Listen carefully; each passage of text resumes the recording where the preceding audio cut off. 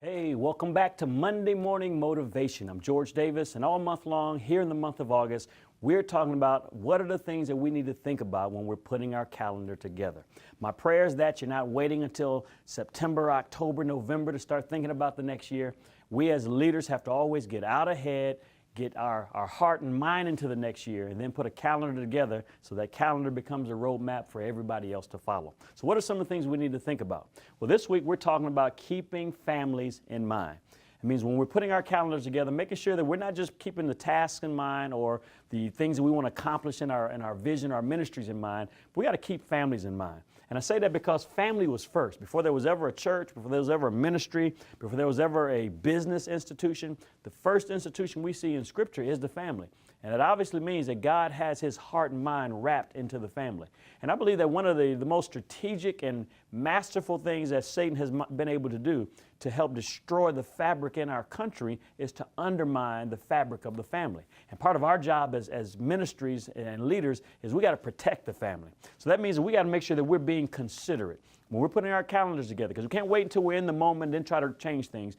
Preparing for next year and protecting families next year means starting this year with how we put our calendars together. Some of the things I want you to consider with that is make sure that we don't have meetings just for meeting's sake. If there's anything that I absolutely can't stand, is just bringing people to the building, having meetings when there's really nothing to meet about. One of the things that we should never do as leaders is bring people in for a meeting to tell them something that we could have told them easily in an email or a short video clip. If we're going to have a meeting, bring people together to have to leave their families to come together, make sure it's important enough that they walk away with something of substance.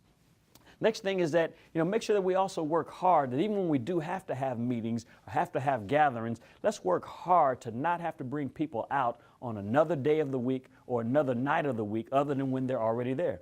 I try my best to capitalize, especially when you're working with, the volunteer force you have in your church. Those that are paid staff members, they're in the building already and they're being paid to be there. That's different. But when you're talking about bringing people out for a meeting, your department leaders, make sure we work hard to not have to bring people out another day or another night.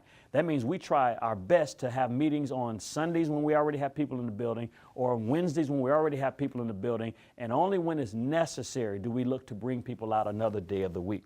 Also, remember that we are working for the most part in church settings with a volunteer force. And that means that these people have a life outside of our church. Most people are working a 40-plus hour work week Monday through Friday. Then they show up on Sundays and weekends to do other things. So let's keep that in mind so we don't keep every Saturday stacked up where we need people coming out on their one true rest day to have to come and do things every single week at our churches or ministries on Saturdays.